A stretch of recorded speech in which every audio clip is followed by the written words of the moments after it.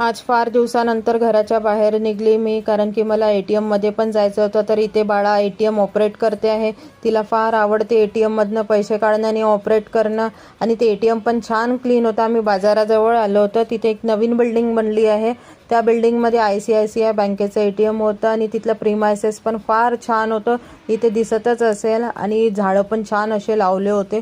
फार छान वाटत होतं. पण ते आता किती दिवस चांगलं राहणार त्याची काही गॅरंटी नाही, कारण की लोक थुकून वगैरे घाण करतातच. मग आम्ही भाजीचंही घ्यायचं होतं.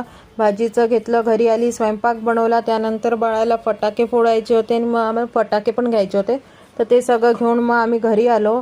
स्वयंपाक झाल्यावर मग सायंकाळला म्हणजे रात्री 10ला आम्ही फटाके फोडायला घेतले. तर बाळा फोडत होती तर मी पण फोडून घेतले. मला पण फार मजा येते. आणि सहसा कुत्रे वगैरे भितात फटाक्याला, पण आमचा कुत्रा नाही भीत. आमचा कुत्रा उभा होता आणि बघत होता, फटाके फोडत होता. तर कारण की त्याची मालकी